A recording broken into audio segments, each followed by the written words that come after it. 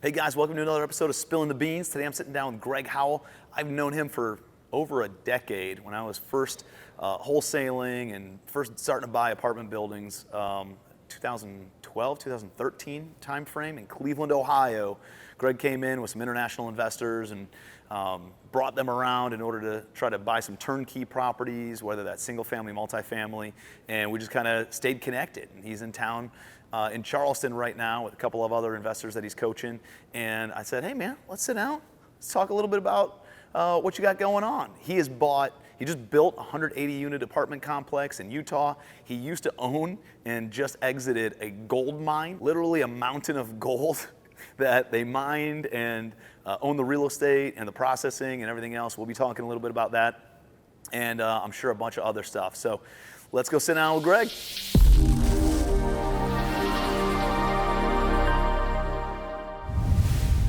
Greg, what's up, buddy?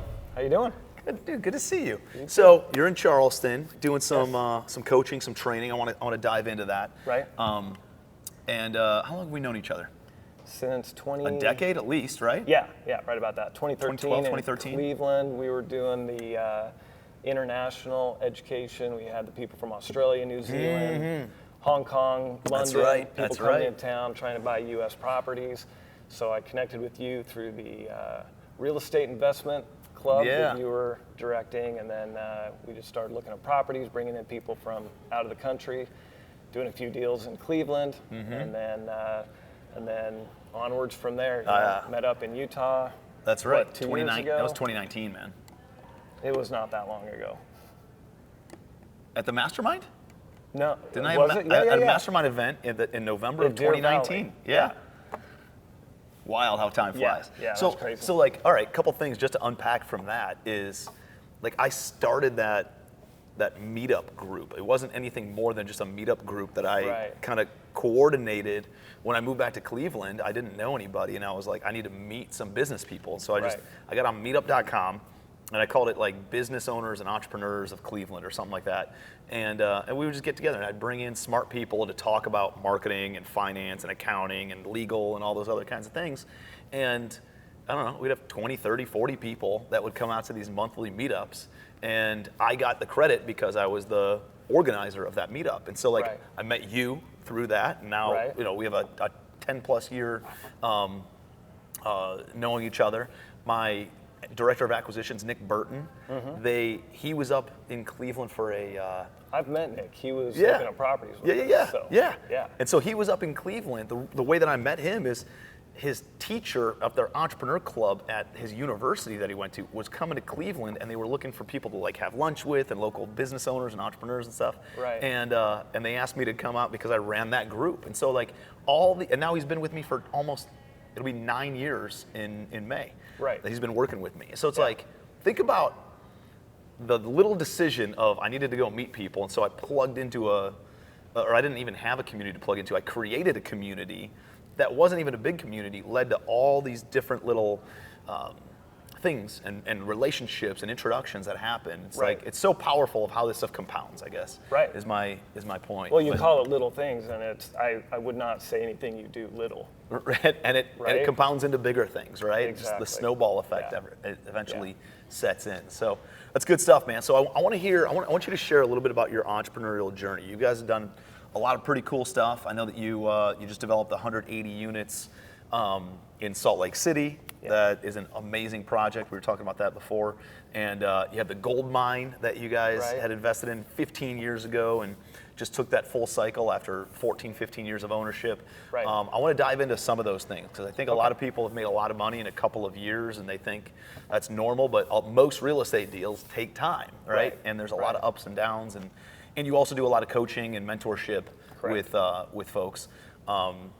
And you work with outside groups, and I'm sure there's a lot of insights that you can share as to like what you see in different markets and what these folks are looking for, and like what the market and data and what the market analytics are showing where things are going. So I want to dive into all that stuff. Okay, perfect. So talk a little bit about your journey first. Well, it all started back in the days of Carlton Sheets, and I was running the hotel at Embassy Suites in downtown Salt Lake, and this was back during the Olympics 2002. I met Carlton Sheets because he would do his training through Franklin Covey, which was based out of Utah. Yeah. And so I got some, personalized coaching and training from Carlton Sheets back in the day. So you were a hotel employee and they were hosting events there? Yeah, no. I was the manager of the hotel. I have a degree in hospitality management. Right. And so Carlton Sheets, Franklin Covey's based out of the west side of Salt Lake. Yeah.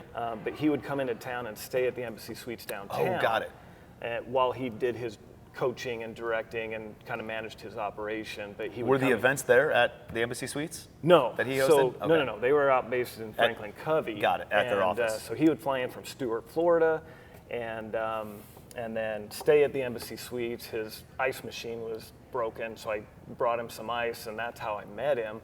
And then it turned into, hey, I bought your course. I can't make heads or tails of it. I can't make it work. And he gave me a few pointers, and then as soon as he gave me those pointers, it just took off. Interesting. Just a little direct intervention from Carlton Sheets. And then later on, it was interesting because he gave me his number, so I kept in touch with him, on a personal level. He ended up helping my father negotiate a purchase of a pharmacy and a glass company using no money down techniques and the same real estate, concepts and techniques and methods for no money down or creative financing or those kind of things. And my dad went from a position of being, basically broke at age 50, where he had $900 to his name due to, some bad circumstances. But then within about 10 or 12 years, and the resale of those opportunities that he got into using those creative techniques and methods, he was able to retire a millionaire. Wow. And now he travels the world and just does all sorts of crazy stuff, and he's never in town. He's just traveling the world. Well, I mean, it's indicative of your short-term circumstance is not who you are, right? No. It's your circumstance that you're in right now. But if you got the right mindset and you have this resourcefulness about you, you can change that circumstance. Right. It doesn't define who you are as an individual. And it's a beautiful thing to be 50 years old where you're headed towards retirement, and that's got to be a scary thing to say, hey, stressful, I'm man, yeah. broke as a dog at age 50, 51, and then to think I've still got the capacity or the ability to retire a millionaire. That's cool. It's cool to think that the concepts can get you to that point. Yep. If you apply them correctly. And you got to work hard and you got to have some luck, but we kind of create our own luck by, look what you've done over the years. I've seen that the work you've put in, and a lot of people who see what you're doing now might say, oh my gosh, look how lucky you are. Yeah. But I know for sure, there's back been some in the lumps, days, buddy. Well, you remember those days. Do you remember the project where you were trying to get capital and you were up all night long making connections? I vividly remember that. And I called you and I said, and so I know what you've been through. Yeah. And so it's a lot of hard work and it's a lot of effort, but if you know the concepts, you're good to go. And it's a process, man. We met walking houses on the east side of Cleveland that were falling down. They were 100-year-old houses with tenants in them, and there's roaches scattered, and people living there, and there's dogs in the basement shitting everywhere. These were the houses that we were trying to wholesale. And 10 years ago. For just 10 years ago, right. And we were trying to sell these things for 25 grand, 30 grand a piece. That things can change dramatically in 10 years. Oh, big time. I think about that. I just had Mark Evans, right? Yes. And so Mark and I are good buddies, and I just had one of those Facebook memories pop up. It was like, you've been friends with Mark Evans for 9 years. I've only known Mark for 9 years. Right. And I sent it to him. I was like, hey buddy, happy friendsversary or whatever it was. He's like, dude, can you imagine what the next 9's gonna look like from where we came from? The first 9's really, really hard. The next 9 just compounds on all the hard stuff you already did. The plane's up in the air now. Right? Getting the plane off the ground is the hardest part. Once it's up here, just the nature and forces of gravity and lift and all the other things, right? Keep it up, right? It all just takes care of itself. But the hard part is getting it off the ground. Once it's up here, it uses a fraction of the fuel that it needs in order to get off the ground. So now we're up here. Can you imagine what it looks like and how far we can take it? And so it's everybody wants the instant pudding, the instant rice, the fast food, right? And fast success, instant success. And the reality of it, that does not exist. You got to put in the work and let this stuff compound day over day, month over month, year over year, over time, and then eventually you pick your head up and you got this big ass snowball, but it all started with a little clump, right? Right, and you never know where it's going to go. Never, man. Yeah, so to continue on with the process there, so back in 2007, 2008, we started seeing the statistics that, especially in Florida and California, housing prices had gone up 20% a year for 5 years straight. So you think about people's income, you get a 3% raise every year, so your income's going up 3%, 3%, 3%, and your housing is going up, per year. So you're 3, 3, 3, and your housing's going up 20, 20, 20. Yep. It got untenable very quickly, and so we started telling the people we were working with, get out of Florida, get out of California, it's coming down, and that's what led to us buying the gold mine, because we said, hey, this can't continue the way it's going right now. So that's why we bought the gold mine as a hedge against the real estate calamity that we saw coming. So tell me about like this gold mine. All right, so was it actual, it's a mountain and it's got a bunch of equipment and it digs for gold? Like tell me a little bit about this and that's were exactly you actually, it. It's a mountain and it has gold in it. So you found a mountain nailed it. Yeah. that had a bunch of gold in it. Yeah.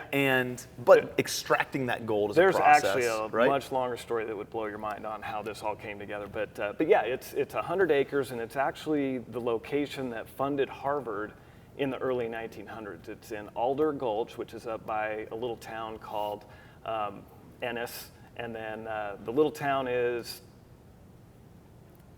what's that little town? Virginia City, that's correct. Okay. So Virginia City is where the town is. It's a little ghost town, kind of old saloons and that kind of thing. But they found gold in the creek right there, placer gold.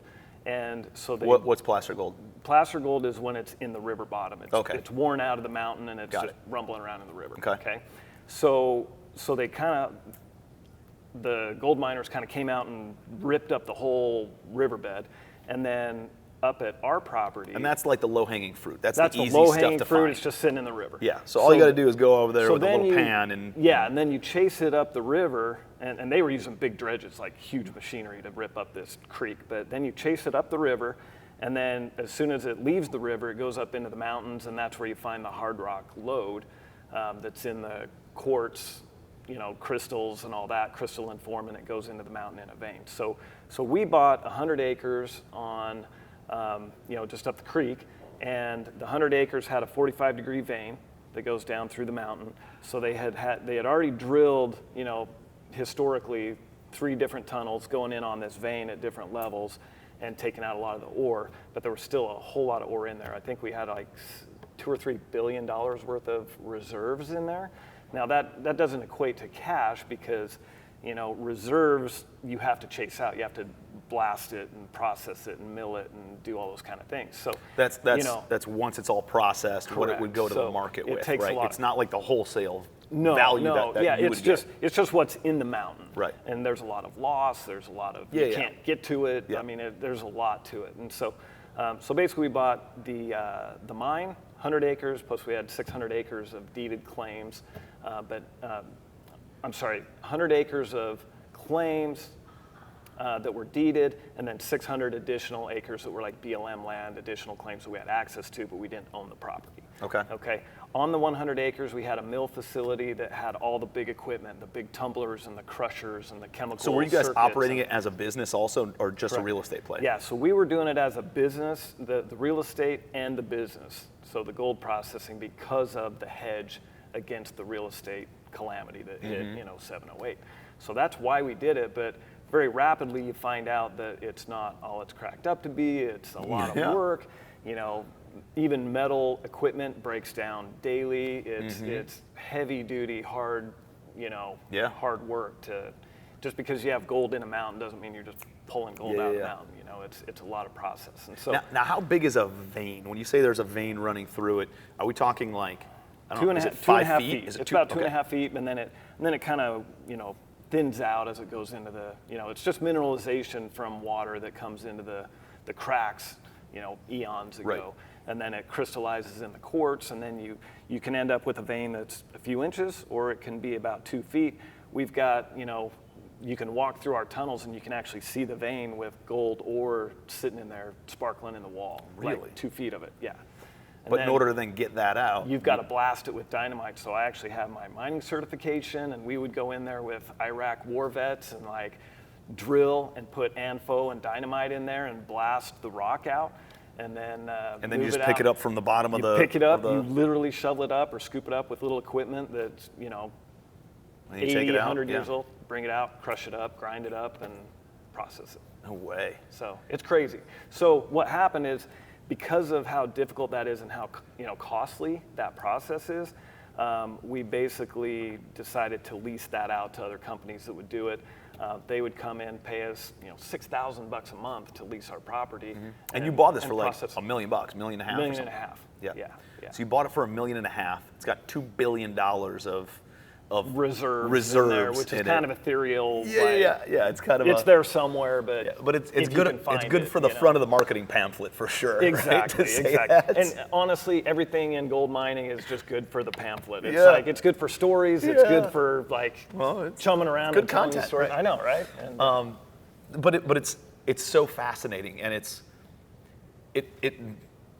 I think about the gold rush, right? Of 49ers were just in the Super Bowl, right? And it's the 1849 gold rush to California, the 1859 gold rush to Colorado. Right. There was there was one in Georgia. Was there? Yeah. Yeah. Well, I mean, Dahlonega, Georgia was actually the first gold rush in the U.S. So I own a property in Western North Carolina, and it's like the gem city capital of the world or of the country or something like that, because of all the gems that they find in the mountains there in like the Appalachian Trail area. There's a lot of stuff. And they have found gold and all sorts of other stuff. And so it's like I'll walk on the trails and there'll just be like I don't know, was it mica and stuff, like just all these gems that are just kind of along the side of the trail as we're walking along. You see like the sparkles of all these different things. And so it's fascinating. But it leads me back to thinking about, even today, the people who got rich in the gold rush were not the people who dug for gold. It was the people who owned the land and leased it out. It was the people who sold the food to the people who were digging for gold. It was people who sold the shovels and the pickaxes. Businesses. The surrounding businesses that predictably had revenue coming in, where other people were digging for gold who might get rich, great, or they might go broke. Yeah. Sorry. But they were there. But regardless of what happened to those people, these people who had the businesses that supported that always built long-term wealth because they had the long-term mentality. They didn't try to get rich too quick or take the risk on that would kill them while they're trying. It's just they had predictable businesses and they sold the supplies to the gold miners. And that's kind of the pivot that you guys made is, hey, well, there's a lot of risk, there's a lot of outlay of cash, there's a lot of liability that comes in digging the gold. Let's just own the real estate, we'll have predictable $6,000 a month coming in, and let somebody else go and deal with all the risk, right? But now we can go and take our energy and focus on something else. Exactly. And another thing that's really interesting about that is, like we were talking about, you have all this gold in the mountain, but you can't get it. It applies to the real estate investing side, where I always tell people, you think about real estate investing, they see people like you who are making gobs of cash, and they're like, oh, you just go do real estate and you make tons of money. But the reality is, in gold mining, a good gold mine is 1/10 of an ounce of gold per ton of rock. Wow. Okay? We went as high as 1/4 of an ounce per ton, but that was the high grade stuff. Average, you're talking 1/10 of an ounce of gold per ton of rock. So think about pulling out 2,000 plus pounds of rock using dynamite and equipment to get 1/10 of an ounce of gold. Dude, can you imagine to get $200 worth of gold out of that after all the processing, crushing, everything. And it's the same thing with real estate. We've got billions of dollars worth of ore in all these properties, and people think, oh, you're sitting on all this money, and you go through these education programs like, oh, everybody's making money. But the reality is somebody's got to go in and do that work, find that 10% of the gold, and do the work to crush that stuff out, and that's when you make the money. You've got to put in the time, you got to put in the effort, and it's you don't just walk down with a you don't just pull gold bars out of a little the shovel or exactly. Your hammer and just get a bunch of gold. Yeah, I mean you have to mine it. You have to put in the work. You have to put in the effort. And it's like cultivating plants, right? You got to plant the seeds, you got to water the seeds, you got to put some sunlight on it, you got to put some fertilizer on it, make sure that it doesn't get dried out, make sure that there's no fire that comes in or anything along those lines, make sure it doesn't get eaten by bugs, and then cultivate it and making sure that it's safe and secure and it has time to grow and strengthen itself. Right. And by the time you get flowers and a harvest that come from it, it takes an entire year, right? It takes an entire season. Yeah. Or sometimes, bamboo, I think you plant bamboo and it grows like, I don't know, a couple of inches per year for the first 4 or 5 years. And then I all grow of a sudden, bamboo. Do you? I actually How long? bamboo. All right, so you plant bamboo. And we're actually talking about a business involving bamboo right now. Some of my guys right now who are here with us. Now I feel like I was going to give you something that I read out of a book and be like, this is how life works, right? I lived in Japan. I know how to grow. I actually have bamboo in my yard that I grow.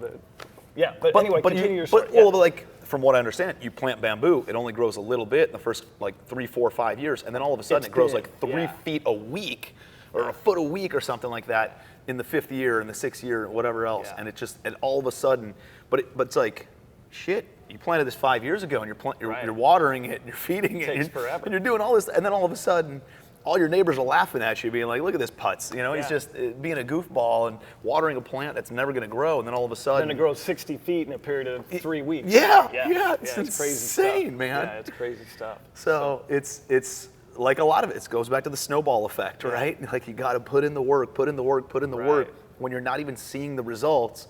Realizing that it's working under the surface, right? The plant has to grow down under the surface before it ever comes up out of the surface. Right. And I think that's success. I think that's business. I think that's life. I think that's anything worthwhile if you understand that it takes time and it's not a get rich quick. If it's, they say if it's too good to be true, it usually is 100% of the time. Well, and another component that working in the hotel, a really big concept that I had, that I was running this $18 million hotel, Embassy Suites, downtown Salt Lake, back in the day. And the owner would come in for 2 weeks every winter and bring all his family and take over the top 2 floors and have a ski vacation for everybody for 2 weeks. And we're managing this. I'm making $35,000, $40,000 a year in management. He's coming in and treating his whole family to a ski vacation, taking over the top 2 floors of the hotel. Yeah, the rooms are $30,000 for the 2 weeks. Yeah. So basically, that idea was, if I know how to run this stuff, why not get into the ownership side? And you do have to learn certain things. You have to know a little bit of management, a little bit of accounting, a little bit of some basic business concepts, but anybody can learn those things. That's the key. And then get into the ownership game. Don't just get into the work game and the worker bee game. Be an owner. Go out there and actually 100%. Take over something and be the boss. Guess what? You weren't born with the innate knowledge on how to go out and invest in a gold mine, right? I wasn't born with the innate knowledge of how to invest in apartment buildings. It's skills that can be learned. Yeah, anybody can at any age. And dude, it's not fun going through the learning curve, watching everybody else, run up the scoreboard or doing what they're doing. But like, you're running up the scoreboard right now, by the way. But I'm not, right? Like, I'll share a lot of stories about how I'm selling a bunch of doors because they're a headache, right? And what you see on social media and what you perceive. Like, I try to be as genuine, as authentic as possible on social media. But guess what? I got a ton of properties that are a headache, or they've run their life cycle and we're not going to make any money, or they're not going to make more money than what we thought, and we're like, we got to sell them and get the investors their money back, roll into something different, and just kind of it's a lot of work. Cycle. And it's not always wins, right? Like, I think at the highest level, you talk to business people, they're like, dude, I'd expect losses. I'd expect this. I'm like, yeah, no worries. Like, hey, we didn't hit the 20% annualized return, but you got me my money back. I made 6 or 8%. The money was safe. Let's roll into the next one because I know the next one's going to win because we didn't win on that one, right? Like, the longer somebody's in the game and the longer they've been in real estate or in business in general, they know that there's W's and L's. Sure. And they know that you don't get the W's without a few L's, right? Right. We're talking about the Super Bowl. Guess what? There's teams that you got to have a couple of losses during the season in order to really get you excited and fire you up, in order to win more games and make you show up a little bit differently. And that's part of this process, man. And so, but I think realizing that you just put in the time, and if you can put in, I talk about the 10,000 hour rule, right? It's scientific study out there that says if you spend 10,000 hours on anything, then you become an expert at it. Right. But you got to put in 10,000 hours. Exactly. You know, and it takes time, and a lot of people jump ship from opportunity to opportunity, or deal to deal, or business to business without putting in 10,000 hours. 10,000 hours, full-time effort, 40 hours a week is only 2,000 hours a year. So it's got to be 5 years of full-time effort in order to become an expert at anything, and really, understand things. Which is why your dad, became an expert. Boom, 5 years, and then the next 5 years was all harvest, right? It was all consumption of all the planting the seeds and the cultivation of those seeds for the first 5 years. Then everything beyond that is where the real compound effect starts setting in. Exactly. So, tell me a little bit about the deal that you guys just built in Salt Lake City, right? Just north of Salt Lake. Yeah, It's, great town, right? Yeah. Salt Lake, dude. Is that? They're calling it Silicon Slopes now, right? Yeah, they have that down the south end. Yeah. And so a lot of tech, a lot of tech going there. Biotech. There's a lot of industry going in there. They're building an inland port, and so there's a lot going on in the Salt Lake market right now. It's just a strong market in general. A lot of good education. Tons of money there, dude. Yeah, tons of money. And then that just self-propels everything. It's a great place to be. And so we picked up. I had a buddy who picked up a piece of property on contract. It was near the college and a hospital, sandwiched right between the college and the hospital. And so he locks up. Real estate. Yeah, so he locks up the piece, a couple acres, not a big deal, but the location was awesome. He wanted to put up a multi-unit, and so we're thinking. Now was his intent to wholesale it? Was he going to develop it? Like, does he have the capabilities of doing those things though, or was he just trying to wholesale the contract? Well, he was building up to that level. It was like your process that you've gone through over the years. Like when we met, you had the 9-unit and a couple of 6s and a 4, a 2, and a bunch of 1s, right? Right. And so you go through that process where it's like, okay, I've got some 1s, I got some 2s, 6s, 9s, whatever, and you just keep learning. You're like, and it's like we talked about a minute ago. If I know how to do it on a 6, why not do it on a 12? If I know how to do a 12, let's do a 20. If I do a 20. So we had kind of all gone through that process where we had done smaller projects. It's like, let's go a little bigger. Let's go 46, okay? So that was the plan. 2 acres, 46 units. Where did 46 come from? Was that the original? The original meetings with the city. So okay. we had talked to the city, he had talked to the city, and they said, here's the density that we can do with 2 acres. Here's what we can do, levels, we'll max 3 levels. And this is kind of interesting, we'll max 3 levels, and that density, you get 46 units. Okay, that's the plan. So he can't close the land.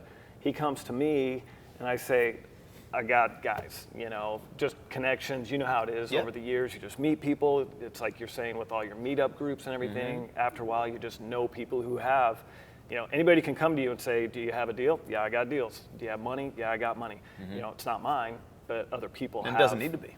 Other people have the pieces. And that's the key, man. It's like, there's always people with more deals. There's always people with more money than deals, right? There's always people with more deals than money. And so, like, if you can get in the middle, which you did on this, I was saying, hey, so I have the connections. I found a great deal. I have people who need to deploy money. Let me put them together and just give me a piece of the equity in the middle. It's a phenomenal place to be, man. Yeah, so we formed a company. It's relationship capital at its best. Exactly. So we form a company, we knock down the land, okay? With a game plan of 46 units. We go start interviewing contractors, builders to build our 46-unit little nest egg, right? And through that process, find a great builder, contractor, comes in and says, give us a shot at revamping this little project. And so this is somebody who's already done a bunch of business in the area? Over 1,000 units. Okay. So they're familiar with the building department, they're familiar with the zoning codes, they have the architect, they have the engineers. Exactly. So they came in and totally, they're like, get rid of that crap. Let's redo this. They got us up to 180 units. Now, how does that happen? That you go to one engineer and one architect, they tell you one thing, and they're like, yeah, this is the highest and best use of this property. And you go, and all of a sudden these other guys, they 4x. Almost tripled. Yeah. Oh, okay, so what they did, my buddy goes in and finds out from the city, you've got a maximum 3 levels and here's your density, right?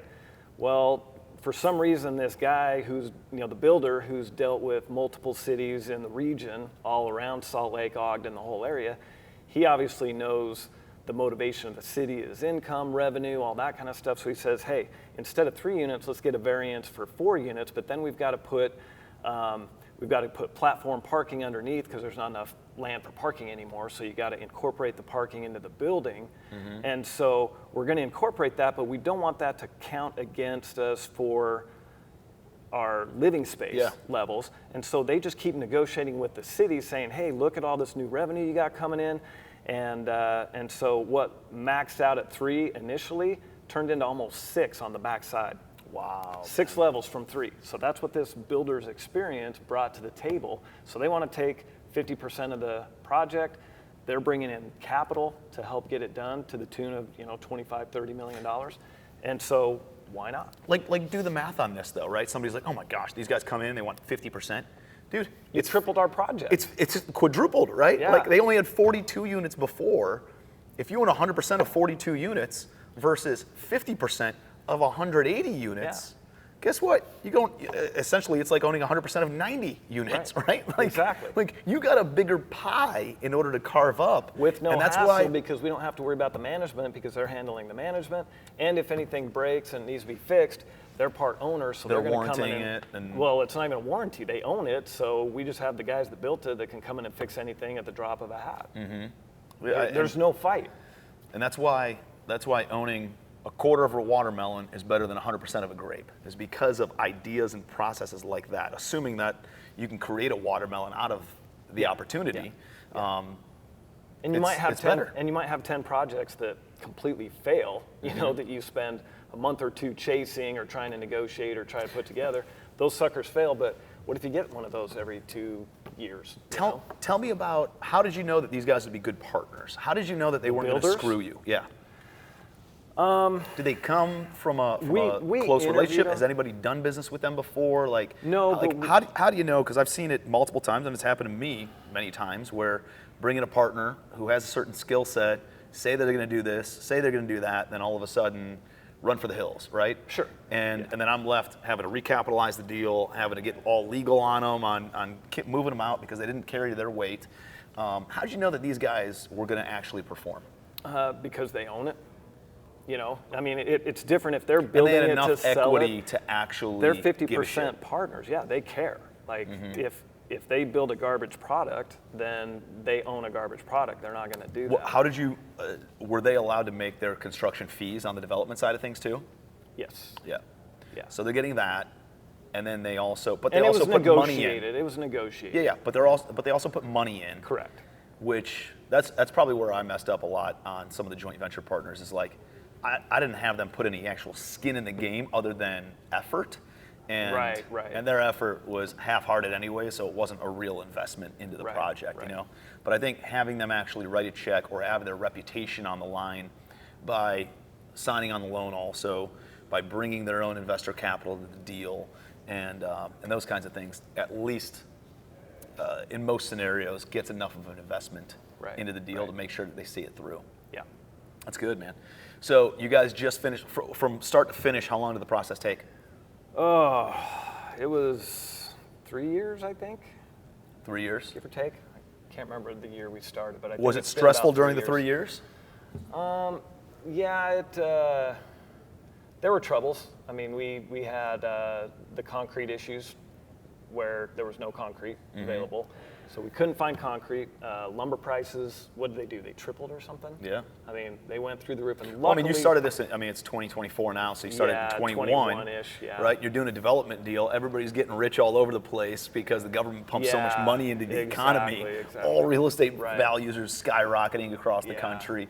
And you're like, all right, well, here's me waiting for my 3 years down the road. Eventually this will pay out, right? Yeah, that takes a long time. Yeah, you need just some serious going through discipline. with the city, it's like they put a meeting out saying, hey, we got to meet with, so then you've got the public comment and everybody's coming in and complaining about, we don't want something blocking our view, and it's like, you don't have a view anyway. It's like, so, and the city overrode all those guys anyway, but that process of going to the city took some time.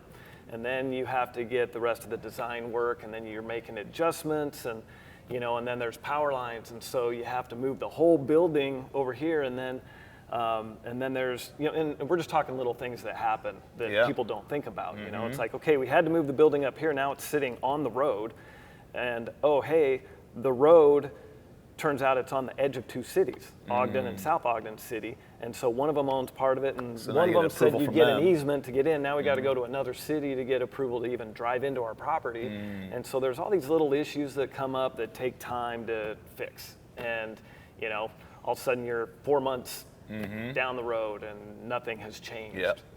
I mean, you're progressing, but it's time consuming. Yeah, and when you got investors who don't get that, who don't get it, right?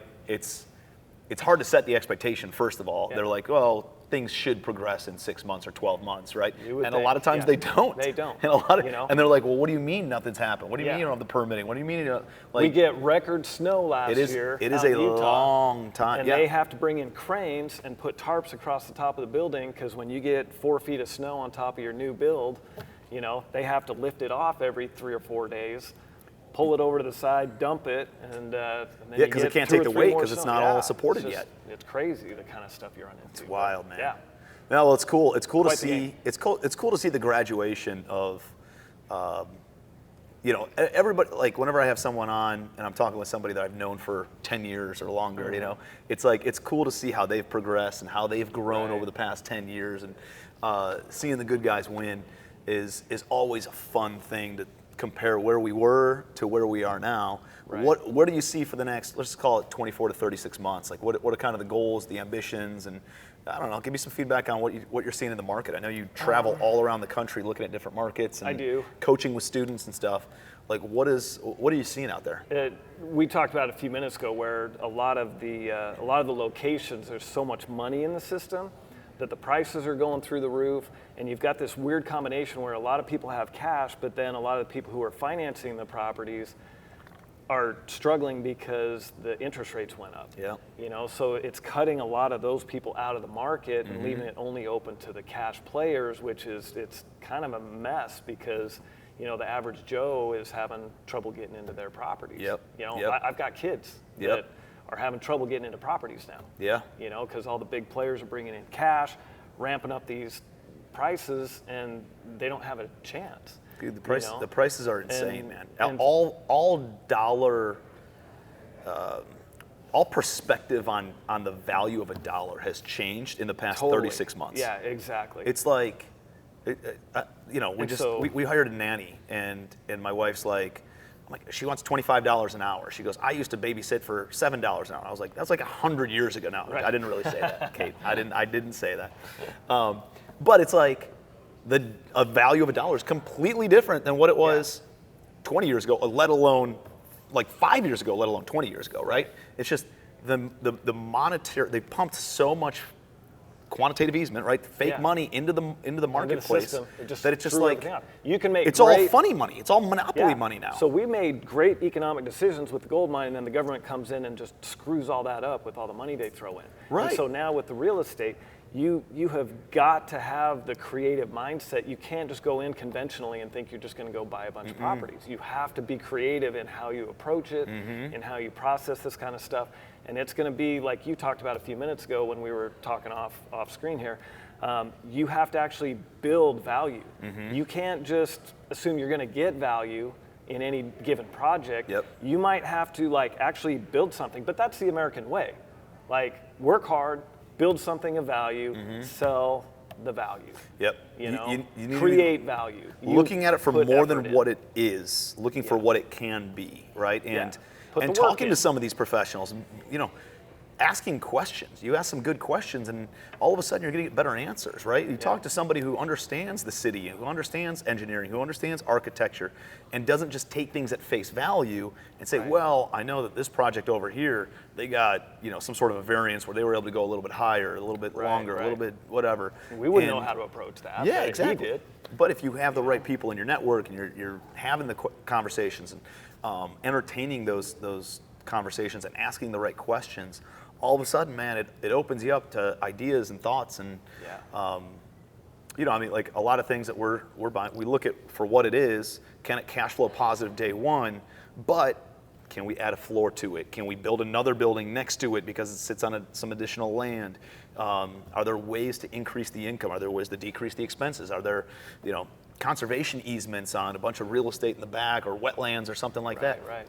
Like looking at it from every different angle, every different component is what you need to do in order to actually get into some of these projects now, because the rent to purchase price ratios are very skewed across many markets in the country. Definitely.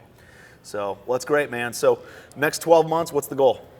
Next 12 months, let's do another apartment deal.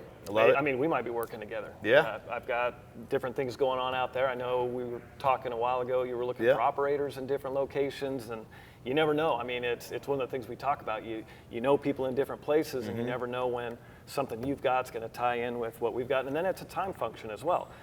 People that have a lot of money have money some of the time, and then it's deployed. And so there might be a narrow window where very much so. all the pieces come together, and you're like, oh, let's knock something out. And it has to be just that perfect time zone where somebody's in between projects, somebody's got something available or time available. And so yeah, kind of open-ended right now, but there's a lot on the table. We just have to find the right place to put it together. Well, dude, it's exciting. I can't wait to see.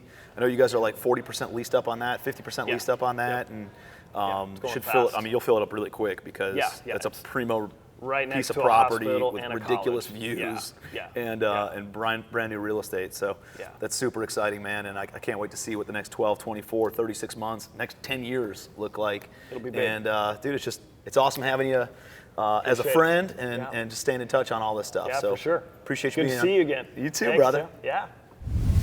Hopefully you guys got some great takeaways, some really cool, interesting, unique experiences. Just show you that there's so many different ways to make money in real estate. Literally owning a gold mine, developing, turnkey, flipping houses, wholesaling houses, buying multifamily, buying turnkey, commercial assets, or value-add commercial assets. There's a lot of different ways to build wealth. It's just, one is just get started, right? And secondarily, once you figure out what you really like, stay in your lane and then stay focused. So hopefully you got some great takeaways. I'd love to hear about it in the comment section. And as always, if you do me a favor, please subscribe to our channel, and we'll see you next week on Spilling the Beans.